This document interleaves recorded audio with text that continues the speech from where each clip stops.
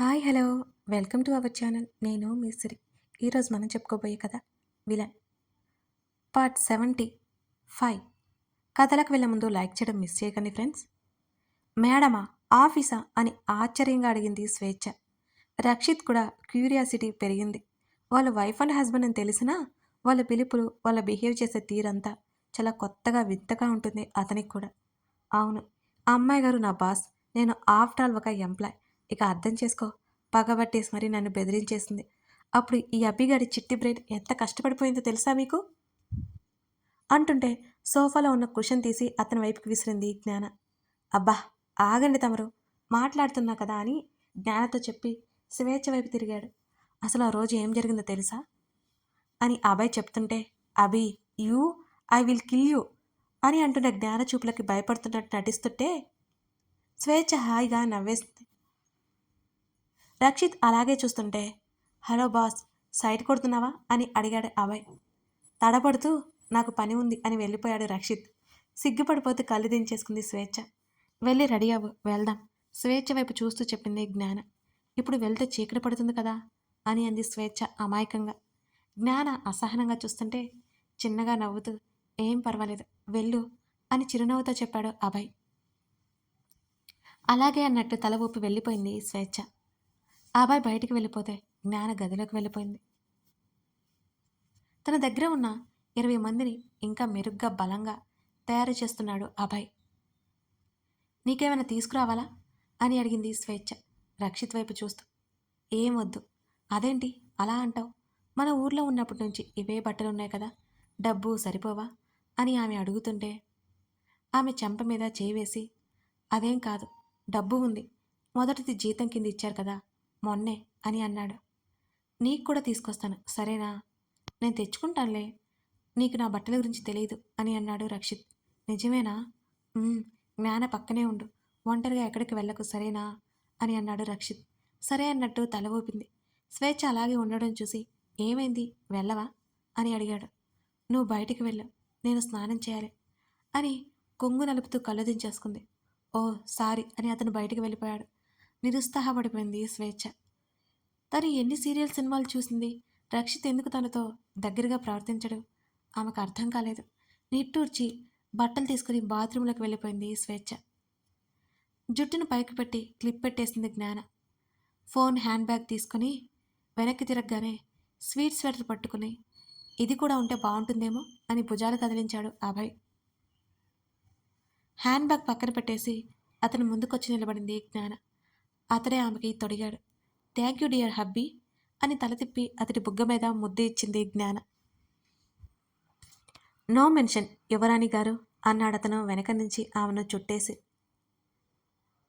అబ్బో, ఇక తమరు వదిలారంటే వెళ్ళాలి అని జ్ఞాన అంటుంటే వెనక నుంచి హత్తుకొని ఆమె మెడవంపులో ముఖం దాచేసుకున్నాడు. అతని జుట్టులో వేలు పెట్టి నిమిరింది జ్ఞాన. డాక్టర్ వస్తాడు, అత్తయ్యని చెక్ చేయించు అని అంది జ్ఞాన. జాగ్రత్త, చుట్టూ గమనిస్తూ ఉండండి అంటూ ఆమెను వదిలేశాడు అభయ్. ఓకే అని హ్యాండ్ బ్యాగ్ తీసుకుని బయటికి వెళ్ళిపోయింది జ్ఞాన. ఆ ఆఫీస్కి సంబంధించిన ఫైల్స్, ట్రస్ట్కి సంబంధించిన ట్రస్ట్ ఫైల్స్ అన్నీ చెక్ చేస్తున్నాడు అభయ్. అతడు పెరిగిన విధానం వలన లేక తన తల్లి పెంచిన విధానం వలన ఆస్తిపాస్తుల మీద అతనికి ఏమాత్రం వ్యామోహం కలగట్లేదు. సీఈఓగా తనే కావాలని జ్ఞాన పట్టుపట్టింది. కానీ తనకి ఇష్టం లేకపోయినా తప్పట్లేదు. అంతేకాకుండా జ్ఞానికి కూడా స్ట్రెస్ అవుతుందని తనే ఆ బాధ్యతలు తీసుకోవాలని అనుకున్నాడు అభయ్. డాక్టర్ వచ్చినట్టు కాల్ చేయడంతో తన తల్లి గది వైపుకి వెళ్ళాడు అభయ్. ఇంతకుముందు కంటే వాళ్ళ చేతుల్లో కదలిక మొదలైంది రవలికి. కనురెప్పలు ఆర్పుతోంది, నవ్వుతోంది, బాధ వ్యక్తం చేస్తోంది, ఏదో మాట్లాడాలని ప్రయత్నం చేస్తోంది. త్వరలోనే కోలుకుంటారు. అభయ్ భుజం మీద చేయి వేసి చెప్పి డాక్టర్ వెళ్ళిపోయాడు. తల్లి త్వరలోనే కోరుకుంటుంది అన్న సంతోషం అతనిలో. మాట్లాడుతూ ఆమెకు ఊరట కలిగిస్తూ అక్కడే ఉన్నాడు అభయ్. కిందకు వెళ్ళిన జ్ఞాన స్వేచ్ఛను చూసి నిట్టూర్చింది. నాతోరా స్వేచ్ఛ చేతిని పట్టుకొని తన గది వైపుకి అడుగులు వేసింది జ్ఞాన. ఎందుకు చెప్తాను పద అంటూ గదిలోకి తీసుకెళ్ళిపోయి, చూడిదారిచ్చి ఈ డ్రెస్ తీసుకో అని అంది జ్ఞాన. ఏమైంది, నా డ్రెస్ ఏం బాగాలేదా అని అడిగింది స్వేచ్ఛ అమాయకంగా. తను లంగా ఓణిలో ఉంది. బావుంది కానీ కొంచెం మారాలి నువ్వు అని జ్ఞాన అంటుంటే, అయినా నాకు ఈ డ్రెస్ వద్దు. మీది ఇంతకుముందు నా దగ్గర ఒకటి ఉండిపోయింది. అది మార్చుకొస్తాను అని స్వేచ్ఛ అంటుంటే, హే పర్వాలేదు తీసుకో అని అది జ్ఞాన. వెంటనే వచ్చేస్తా అని పరుగు పెట్టింది స్వేచ్ఛ. జ్ఞాన చిన్నగా నవ్వుకుంది. కారు దగ్గరికి నడిచి డ్రైవింగ్ సీట్లో కూర్చుంది. స్వేచ్ఛ కోసం వెయిట్ చేస్తూ కూర్చుంది. మెడలో ఉన్న చున్నీ సరిచేసుకుంటూ కిందకు దిగుతుంటే ఎదురు వచ్చాడు రక్షిత్. ఆ రోజు గమనించలేదు కానీ ఈరోజు ముద్దుగా అనిపించింది స్వేచ్ఛ అతడికి. అతడు అలాగే చూస్తుంటే ఇబ్బందిగా మెదిలి, అది అది జ్ఞాన అంది నసుకుతూ. బావున్నావు అతను చెప్పగానే స్వేచ్ఛ కళ్ళు మెరిశాయి. థ్యాంక్ యూ నవ్వుకుంటూ బయటికి పరిగెత్తింది స్వేచ్ఛ.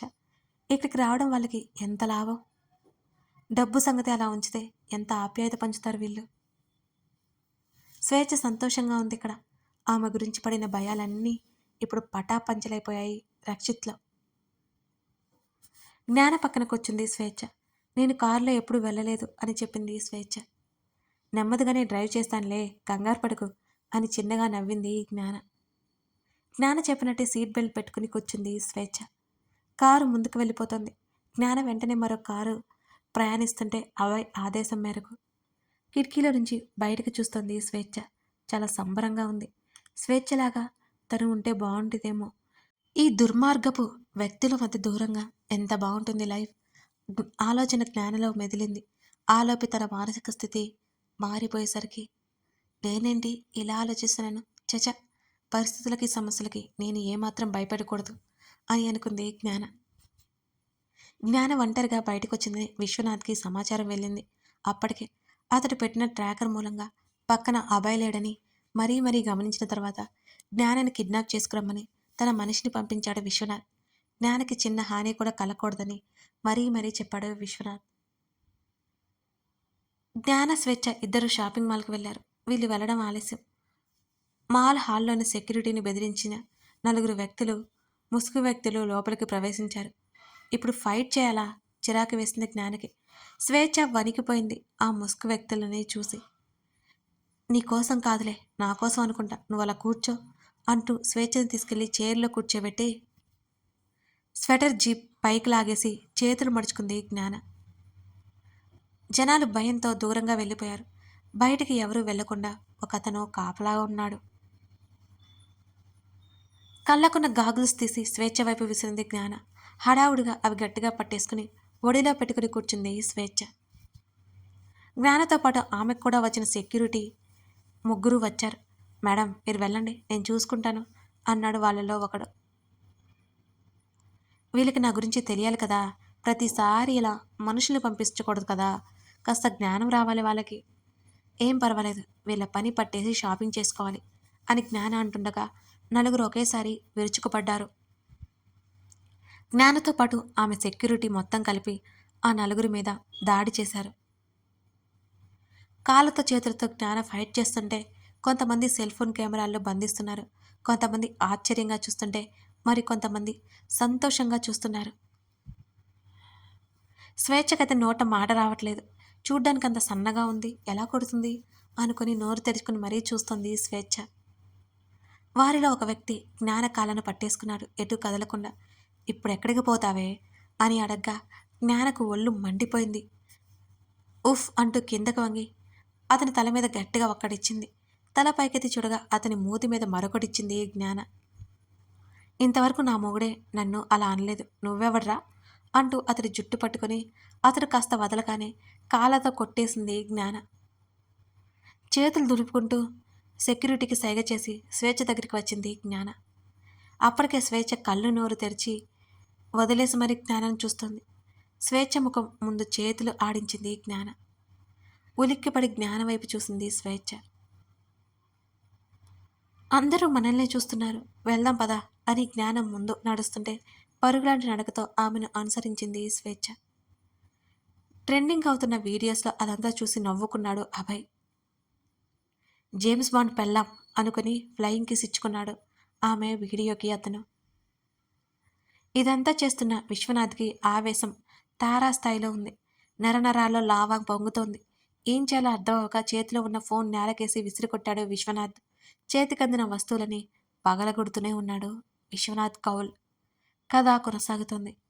ఇలా విశ్వనాథ్ మనుషుల్ని జ్ఞానాన్ని తిప్పికొట్టింది కదా. విశ్వనాథ్ నెక్స్ట్ మూవ్ ఏంటి? శరత్చంద్ర మరణానికి అభయ్ ఏం చేయబోతున్నాడు? తెలుసుకోవాలంటే ఈ కథ చూడాల్సింది. ఈ మధ్య అసలు మీరు సరిగ్గా రెస్పాండ్ అవ్వట్లేదండి. నేను చాలా బిజీ అయిపోయినా మీకు వీడియోస్ కరెక్ట్గా ఇస్తున్నాను. కానీ మీ లైక్స్, మీ కామెంట్సే కదండి నాకు ఎంకరేజ్మెంట్. చేస్తారు కదా, చేయక మర్చిపోకండి. Thank you.